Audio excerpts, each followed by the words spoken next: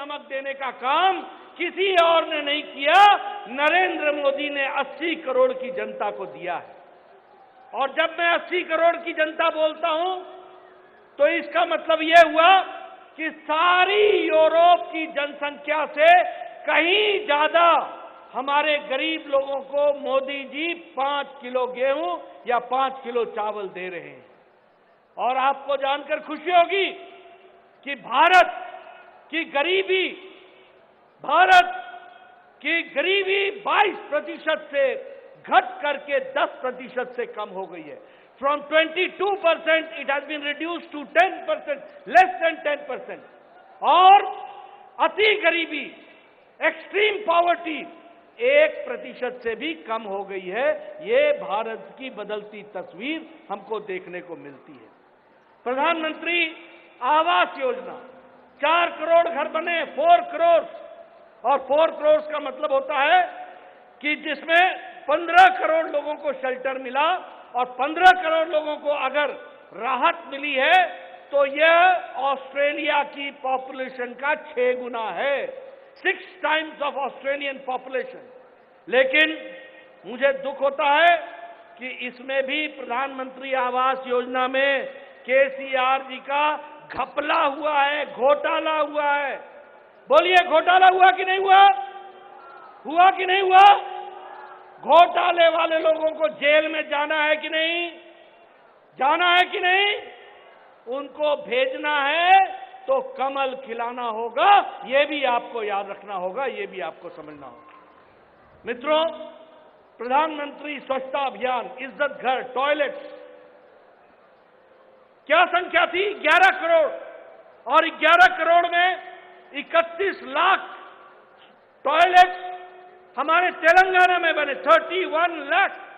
और 31 लाख का मतलब है कि आज मोदी जी ने भारत को 100% ओडीएफ कर दिया, ओपन डेफिकेशन फ्री कर दिया। अब कोई बाहर खेत में नहीं जाता है, सबको, यानी 11 करोड़ महिलाओं को और आपके यहां 31 लाख महिलाओं को इज्जत से जीने का अधिकार दिया, तो नरेंद्र मोदी जी ने दिया। यह भी हमको ध्यान में रखना चाहिए। मित्रों, उज्ज्वला योजना, उजाला योजना, इन सब ने जहां गैस पहुंचाई, वहीं प्रधानमंत्री आयुष्मान योजना, 50 करोड़ पीपल, 50 करोड़ का मतलब होता है कि साउथ अमेरिका की आबादी से ज्यादा, more than south America population, 50 crore को 5 लाख रुपए का हेल्थ कवर देने का काम आदरणीय नरेंद्र मोदी जी ने किया। और इस तरीके से गरीब को, महिलाओं को, वंचित को, किसान को, उनको अगर किसी ने रास्ता दिया। अब किसान सम्मान निधि में 11 करोड़ 78 लाख, 11 करोड़ 78 लाख लोगों को किसान सम्मान निधि हर चौथे महीने 2000 रुपए दे रहे हैं। और उसमें भी हमारे 38 लाख 50 हजार तेलंगाना के किसान हैं। 38 लाख 550,000 आर तेलंगाना किसान जिनको प्रधानमंत्री किसान सम्मान निधि मिल रही है। इसलिए मित्रों, गांव, गरीब, वंचित, पीड़ित, शोषित, दलित, इनको ताकत देने का काम किया है तो नरेंद्र मोदी जी ने किया। ये हमको ध्यान रखना चाहिए। మిత్రులారా, నరేంద్ర మోడీ ప్రభుత్వము ఇది పూర్తిగా కేవలం పేదలకు అంకితమైన ప్రభుత్వం. బడుగు బలహీన వర్గాలు, దళితులు, మహిళలు, రైతులు, యువకుల కోసం పాటుపడేటువంటి ప్రభుత్వము ఒక అంకిత భావంతో పేదరిక నిర్మూలన కోసం వాళ్ళ యొక్క జీవితాల్లో వెలుగులు నింపడానికి అహోరాత్రులు కష్టపడుతున్నటువంటి మహానుభావుడు ఇది నరేంద్ర మోదీ గారు. దాదాపు ఇవాళ దేశవ్యాప్తంగా 80 కోట్ల మందికి ఏ పేదవాడు కూడా కడుపు ఆకలితో పస్తులు ఉండకూడదని చెప్పి, 2 పూటల తిండి పెట్టాలని చెప్పి 5 కిలోల బియ్యాన్ని ఇవాళ పంపిణీ చేస్తున్నటువంటి ఈ పథకము ప్రపంచంలో ఎక్కడ లేదు. అది మన భారతదేశంలోనే మోదీ గారి నాయకత్వంలోనే ఈ ఉన్నదంటే దాదాపు 80 కోట్ల మంది యూరోప్ దేశం కంటే ఎక్కువ జనాభా ఉన్నటువంటి వాళ్లకు ఇవాళ ఈ యొక్క ఉచిత బియ్యం పథకాన్ని పంపిణీ చేస్తున్నారు. అదే రకంగా ఈ దేశంలో మోదీ గారు ప్రధానమంత్రి కాకముందు పేదరికము 22% ఉంటే మోదీ గారి యొక్క ముందు చూపుతో పేదలకు వారు చేసేటువంటి అనేక పథకాల ద్వారా ఇవాళ పేదరికాన్ని 10% వరకు వాళ్ళు తగ్గించడం జరిగింది. అత్యంత పేదరికం ఏదైతే ఈ దేశంలో దాదాపు 1% కుదించబడ్డదంటే మోదీ గారు పేదల పట్ల అంకిత భావంతో అనేకమైనటువంటి పథకాలు ప్రవేశపెట్టి ఏ రకంగా ఆదుకుంటున్నాడో ఇవాళ మనం చూస్తున్నాం. పేదవాడికి సొంతింటి కల సాకారం చేయడానికి నరేంద్ర మోడీ ఈ 9 సంవత్సరాల్లో 4 కోట్ల మందికి పక్కా ఇల్లు కట్టిస్తే, తెలంగాణ రాష్ట్రానికి 2,50,000 ఇల్లు మంజూరు చేస్తే, ఈ కేసీఆర్ గారు డబుల్ బెడ్రూమ్ పేరు మీద పేదలను వంచి మోసం చేసి ఏ రకంగా అవినీతికి పాల్పడుతున్నారో ఇవాళ మీరు చూస్తా ఉన్నారు. తెలంగాణలో ఇవాళ ప్రధానమంత్రి ఆవాస్ యోజన అంటే దాదాపు 4 కోట్ల మంది అంటే 6 ఇంతలు ఆస్ట్రేలియా దేశానికంటే మరి 6 ఇంతలు ఎక్కువ ఇల్లు కట్టించిన మహానుభావుడు. ఒక దేశానికి మించి 6 దేశాలు నిర్మించిన స్థాయికి ఇవాళ పేదలకు ఇల్లు కట్టించాడు. అదే రకంగా ఇవాళ ముఖ్యంగా మరి పేదరికం నిర్మూలన కోసం పాటుపడుతున్నటువంటి ఈ యొక్క మోదీ ప్రభుత్వం పట్ల తెలంగాణ ప్రజలు కూడా గమనిస్తున్నారు. ఖచ్చితంగా అంధకారంలో నెట్టినటువంటి ఈ తెలంగాణలో కమలం వికసిస్తే గాని పేదల బతుకులు బాగుపడవని చెప్పి వాళ్ళ మోదీ గారు భావిస్తున్నారు. ముఖ్యంగా మహిళల యొక్క ఆత్మగౌరవంతో కూడినటువంటి ఈ యొక్క టాయిలెట్లు, బాత్రూంలు ఈ రకంగా మోదీ గారు మొదటగా ఈ యొక్క దేశంలో మహిళల యొక్క వారికి టాయిలెట్ నిర్మాణం మొదలు పెడితే 11 కోట్ల మందికి ఈ 9 సంవత్సరాల్లో ప్రతి పల్లెకు ప్రతి ఇంటికి పేదవాడికి మహిళలివి టాయిలెట్లు మరుగుదొడ్లు కాదు, ఆత్మ గౌరవ నిలయాలుగా ఇజ్జత్ గర్లుగా భావిస్తా ఉన్నారు. 11 కోట్లు దేశంలో నిర్మిస్తే 21 లక్షల టాయిలెట్లు తెలంగాణలో నిర్మించి 100% తెలంగాణలో ఏ పల్లెలో ఏ వాడలో మరుగుదొడ్లు లేకుండా ఇవాళ మహిళలకు ఆపద్ బంధుగా నరేంద్ర మోడీ గారు ఉజ్వల గ్యాస్ వంటింట్లో మహిళలు పడుతున్న పేదవాళ్ళు కష్టాలు చూశాడు. నరేంద్ర మోడీ తల్లి వంటింట్లో పడ్డ కష్టాలు చూసి ఏ తల్లి చెల్లి నీళ్ళలో కళ్ళలో నీళ్లు రాకూడదని చెప్పి ఉజ్వల గ్యాస్ ప్రవేశపెడితే ఇవాళ దాదాపు 9 కోట్లపై చిలుకు మొత్తం దేశవ్యాప్తంగా ఉజ్వల గ్యాస్ కింద ఆయుష్మాన్ ఇవాళ ఏదైతే పథకం ఉందో వైద్యం 5 లక్షల ప్రతి కుటుంబానికి ఉచితంగా వైద్యాన్ని ప్రవేశపెడితే ఇవాళ ప్రపంచంలో అంత పెద్ద ఆరోగ్య పథకం బీమా పథకం ఎక్కడ లేదు. దాదాపు 50 కోట్ల మందికి అంటే సౌత్ అమెరికాకు మించి ఇవాళ అటువంటి ఆరోగ్య వైద్య పథకాన్ని మోదీ గారు ఇచ్చారంటే పేదల పట్ల వారికి ఉన్నటువంటి అంకిత భావం. రైతులకు పెట్టుబడి సాయం కింద కిసాన్ సమ్మాన్ నిధి కింద సంవత్సరానికి 6,000 2,000 రూపాయలు విడతలుగా ఆ రకంగా ఇస్తా ఉంటే నేరుగా ఇవాళ ఈ రైతుల ఖాతాలో చేరుతుంది. దళారీ వ్యవస్థ లేదు, రూపాయి కోత లేకుండా అవినీతికి తావు లేకుండా మోదీ గారు ఏ రకంగా 11,78 లక్షల మందికి దేశవ్యాప్తంగా ఇస్తా ఉంటే తెలంగాణలో 48 లక్షల రైతులకు నేరుగా వాళ్ళ బ్యాంకు ఖాతాలో చేరుతుంది. ఇది మోదీ గారి ప్రభుత్వం. పారదర్శకతో అవినీతి రహితంతో పనిచేసే ప్రభుత్వం అది మోదీ గారి ప్రభుత్వం. ఇది मित्रों, जब मैं प्रधानमंत्री मोदी जी की बात कर रहा हूं तो आप ये भी ध्यान रखिए कि आज कोरोना के बाद और यूक्रेन की लड़ाई के बाद दुनिया में आर्थिक मंदी आई, लेकिन अकेला भारत मोदी जी के नेतृत्व में आर्थिक रूप से ब्राइट स्पॉट की तरह चमक रहा है और आगे बढ़ रहा है. इसको हमको समझना चाहिए. अभी मॉर्गन स्टैनली की रिपोर्ट ने यह कहा कि इंडिया की इकोनॉमी, भारत की अर्थव्यवस्था बहुत मजबूती पर खड़ी है, इन्फ्लेशन पर काबू है, खाद्य सामग्री की महंगाइयों पर काबू है और इसके साथ साथ विकास दर में 8.2% के रूप में आगे बढ़ रहा है. आज भारत 10वीं नंबर की अर्थव्यवस्था से छलांग लगा करके 5वीं नंबर की अर्थव्यवस्था बन गई है. $84.8 billion US dollars foreign direct benefit के तर्ज पर यहां पर खर्च हो रहे हैं 1 साल के अंदर. आज हमारा इलेक्ट्रॉनिक में मैन्युफैक्चरिंग 500% बढ़ गई, 500 टाइम्स बढ़ चुकी है. मोबाइल जो हम 2014 में 92%, 92% वी यूज टू इंपोर्ट, हम उसको बाहर से लाते थे, विशेष करके चाइना से लाते थे. आज आपके हाथ में जो मोबाइल है वो 97%, 97% इंडिया में बन रहा है और अब एप्पल का मोबाइल भी इंडिया में बन रहा है। आज जापान को पछाड़कर ऑटोमोबाइल इंडस्ट्री में हम दुनिया में तीसरे नंबर पर खड़े हो गए हैं। आज हम टॉय के एक्सपोर्ट में हमने तिगुना ही अपना एक्सपोर्ट बढ़ाया है। तो आप देखेंगे आर्थिक दृष्टि से आज भारत बढ़ता जा रहा है। एक समय में इंफ्रास्ट्रक्चर में 18 लाख करोड़ रुपए खर्च हुए, भारत ने 18 लाख करोड़ रुपए खर्च किए। इस साल 10 लाख करोड़ रुपए एक साल के अंदर खर्च हो रहा है। नेशनल हाईवे जो दिन में 12 किलोमीटर बनते थे आज 39 किलोमीटर बन रहे हैं। और उसी तरीके से प्रधानमंत्री ग्राम सड़क योजना 3,28,000 किलोमीटर की सड़क बनी है और जिसमें 2,396 किलोमीटर की सड़क आपके तेलंगाना में गांवों को जोड़ने के लिए बनी है। विकास की दृष्टि से देखा जाए तो हमारे प्रधानमंत्री जी ने विदेश में भी दुनिया में भारत को स्थापित करने में कोई कसर नहीं छोड़ी है। आज दुनिया में कोई ऑस्ट्रेलिया का प्रधानमंत्री कहते हैं Modi you are the boss, कोई कहते हैं यू आर दी हीरो, कोई कहते हैं you are the global leader, कोई कहते हैं you are reformer in chief.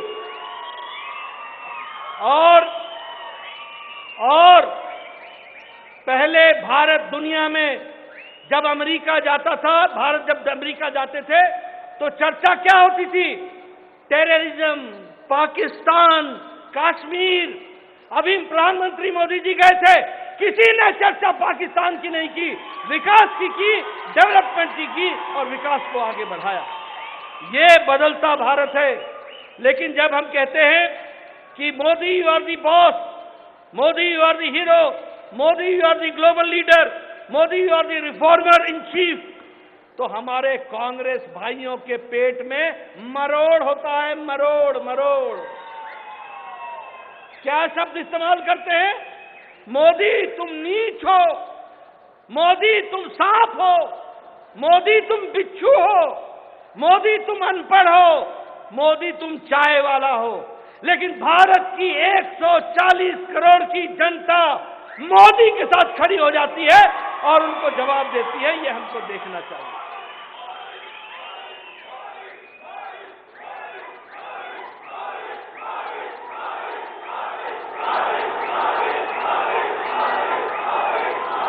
तो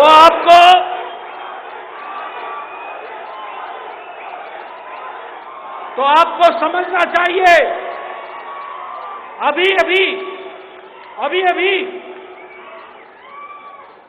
आज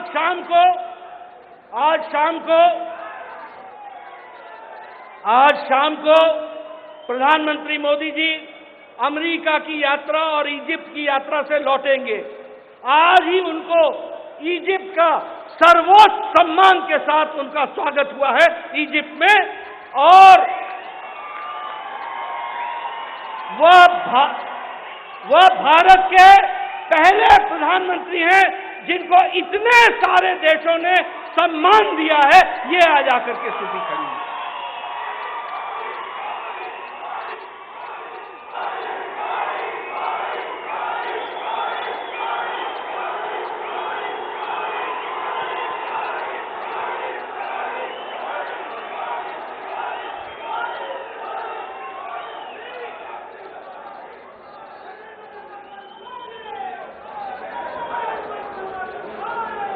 మిత్రులారా, ప్రపంచమంతా కూడా గత 2 సంవత్సరాల కాలంలో కరోనా కష్టకాలం, మరోవైపు యుక్రెయిన్ రష్యా యుద్ధం, ఇంత పరిస్థితిలో కూడా గడ్డు కాలంలో కూడా నరేంద్ర మోడీ గారి యొక్క ముందు చూపుతోని భారత ఆర్థిక వ్యవస్థను ఏ రకంగా పటిష్టంగా పెట్టాడో, వారు ఒక విజనరీ లీడర్ కాబట్టి ఏ రకంగా ఇన్ఫ్రాస్ట్రక్చర్ మీద పెట్టుబడి పెట్టి ఇవాళ ప్రపంచంలోనే ఆర్థికంగా 10వ స్థానంలో ఉన్నటువంటి భారతదేశాన్ని 5వ స్థానానికి తీసుకొచ్చినటువంటి ఆ ఖ్యాతి ఘనత అది నరేంద్ర మోడీకి దక్కుతున్నది।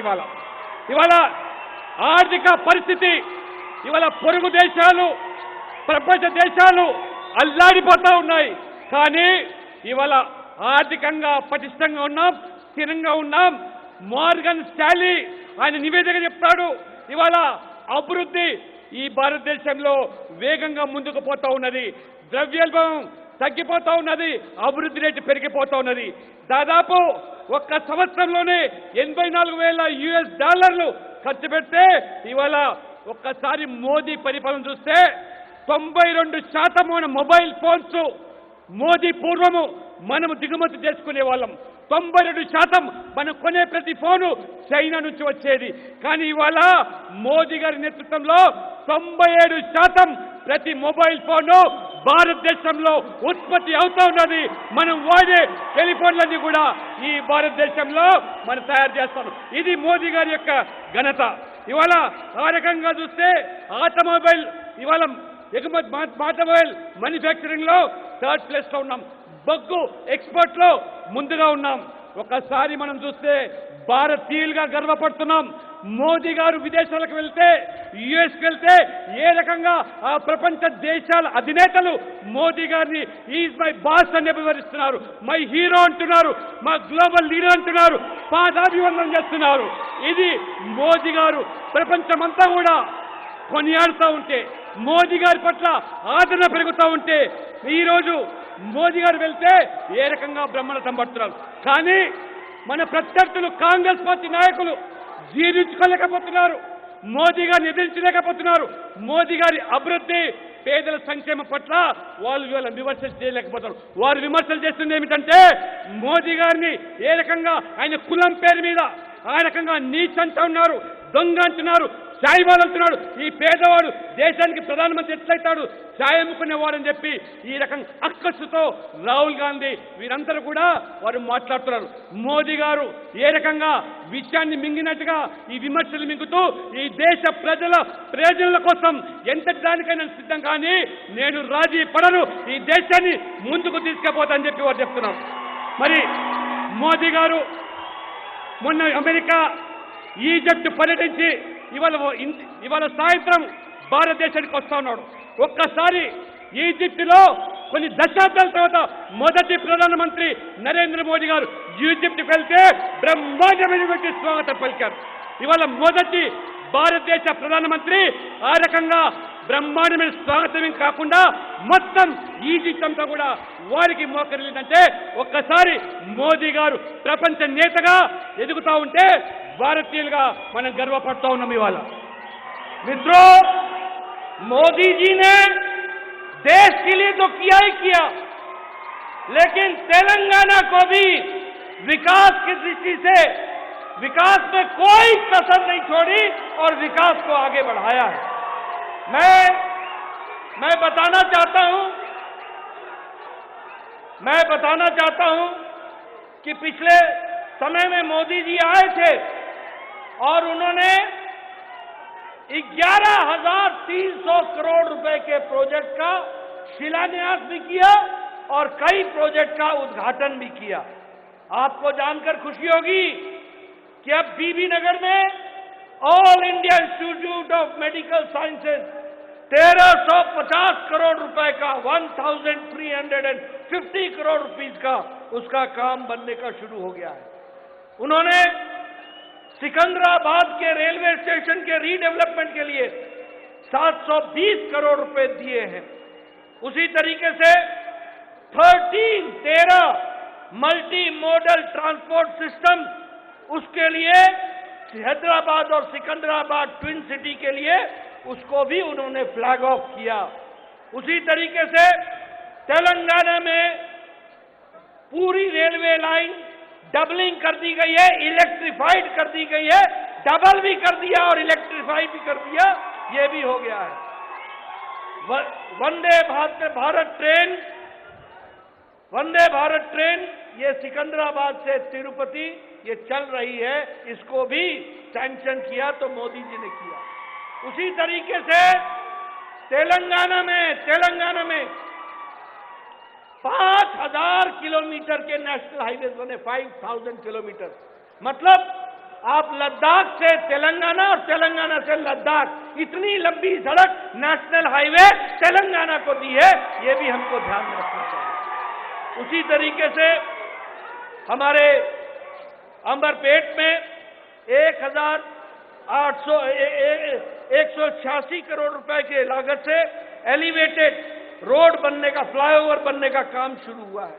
मित्रों, अगर कहा जाए तो तेलंगाना के लिए 1,110 हमारे करोड़ रुपए सिर्फ रेलवे का एलोकेशन इस बार है। और सबसे खुशी की बात है कि आंध्र प्रदेश और तेलंगाना में यूनेस्को का रमप्पा मंदिर को उसका सैंक्शन मिल गया है। रमप्पा मंदिर वह भी यूनेस्को में जुड़ गया है, यह भी हमको मालूम है। उसी तरीके से Hyderabad Nagpur industrial corridor, Hyderabad Warangal industrial corridor, उसी तरीके से मेगा टेक्सटाइल पार्क, ये सब काम तेलंगाना में आदरणीय प्रधानमंत्री मोदी जी ने करके दिया है। यह मैं आपको बताना चाहता हूं। विकास की एक नई कहानी लिखी है, विकास को आगे बढ़ाया है। जहां देखो rail, highway, elevated road, metro, सब जगह पर विकास के काम चले हैं। ये बात जान करके हम सबको खुशी भी होती है और 9 साल सेवा, सुशासन और गरीब कल्याण का काम हुआ है। మిత్రులారా, నరేంద్ర మోడీ గారు దేశవ్యాప్తంగా ఏ రకంగా అభివృద్ధి చేస్తా ఉన్నాడో, తెలంగాణ ప్రజల ప్రయోజనాల దృష్ట్యా తెలంగాణ పట్ల కూడా అంతే చిత్తశుద్ధితోని తెలంగాణ బాగుపడాలి, తెలంగాణ భారతదేశంలో అంతర్భాగం అని చెప్పి భావించి మొన్నటికి మొన్న వచ్చి 11,000 కోట్ల రూపాయల ప్రాజెక్టులు వారు ప్రారంభోత్సవం చేశారు. కళ్ళుండి చూడలేని కబోదులు మన బీఆర్ఎస్ నాయకులు ఇవాళ వారు స్వయంగా సికింద్రాబాద్ రైల్వే స్టేషన్లో అత్యంత ఆధునికమైనటువంటి ఈ యొక్క ప్రపంచ స్థాయిలో ఆ రైల్వే స్టేషన్ అభివృద్ధికి 740 కోట్ల రూపాయలు. ఇవాళ తెలంగాణలో నేషనల్ హైవేస్, రోడ్వేస్, రైల్వేస్ ఈ రకంగా అన్ని రంగాల్లో కూడా అభివృద్ధి చేస్తున్నాడు.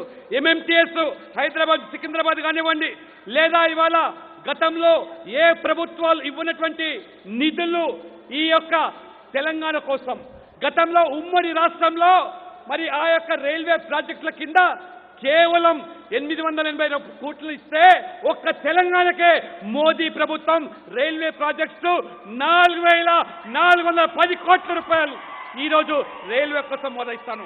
2 వందే భారత్ ఎక్స్ప్రెస్లు తెలంగాణ రాష్ట్రానికి, 2 వందే భారత్ ఎక్స్ప్రెస్లు సికింద్రాబాద్ నుంచి తిరుపతి, సికింద్రాబాద్ నుంచి ఈ రకంగా విశాఖపట్నం.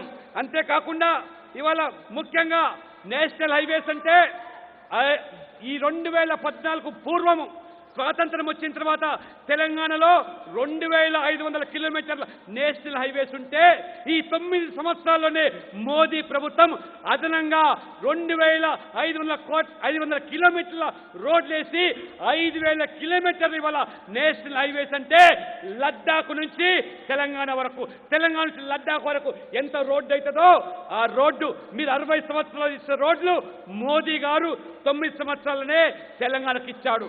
ఇవాళ ఆ రకంగా నరేంద్ర మోదీ గారు ఇవాళ హైదరాబాద్ నల్గొండకు ఇండస్ట్రియల్ కారిడారు, హైదరాబాద్ వరంగల్కు ఇండస్ట్రియల్ కారిడారు, మెగా టెక్స్టైల్స్ దేశం మొత్తం మీద కూడా 7 మెగా టెక్స్టైల్స్ పార్కులు వారు ఆమోదం చెప్తే, ఒకటి తెలంగాణ ప్రజల కోసం, తెలంగాణ వెనుకబడ్డ చేనేత కార్మికుల కోసం ఇవాళ మోదీ గారు ఇచ్చారు. అంతేకాకుండా ఇవాళ ఆంధ్రప్రదేశ్ తెలంగాణ రాష్ట్రానికి మన గొప్పగా చెప్పుకునే తెలంగాణలో వరంగల్లో ఉన్నటువంటి రామప్ప దేవాలయానికి యునెస్కో ద్వారా ఇవాళ గుర్తింపు వచ్చిందంటే అది మోదీ ప్రభుత్వం యొక్క చొరవ అనే విషయాన్ని ఈ తెలంగాణ ఈ పాలకులు మర్చిపోతున్నారు. తెలంగాణకు మోదీ ప్రభుత్వం కట్టుబడి ఉన్నది. ఒక్కసారి మీరందరూ కూడా తెలంగాణలో మోదీ యొక్క పాలన 9 సంవత్సరాలుగా ఏ రకంగా కొనసాగిందో గమనించాల్సిన నేను కోరుతా ఉన్నాను. मित्रों, कल पटना में ये महागठबंधन की रैली हुई, मुलाकात हुई, गले से गले मिलकर के बैठे। मित्रों, ये फोटो सेशन था, फोटो सेशन। एक तरफ मोदी जी ने विकास को आगे बढ़ाया और वंशवाद को समाप्त किया, एक तरफ मोदी जी ने विकासवाद को बढ़ाया और वोट पॉलिटिक्स को समाप्त किया, एक तरफ मोदी जी ने तुष्टीकरण को समाप्त किया और विकासवाद को आगे बढ़ाया। सबका साथ, सबका विकास, सबका विश्वास, सबका प्रयास। मित्रों, मेरी पूरी बात सुन लो। मित्रों, ये परिवारवाद, ये कल वहां कौन इकट्ठा हुआ था? RJD, Samajwadi party, TMC, Uddhav Thackeray, ये सब लोग, मित्रों, ये सब लोग परिवार बचाने के लिए लगे हैं। परिवार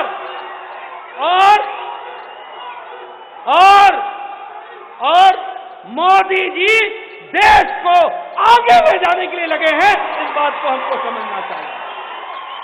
इसलिए मैं साफ कहना चाहता हूं कि अगर तुमको परिवार बचाना है, लालू का परिवार, तो आरजेडी को वोट दो।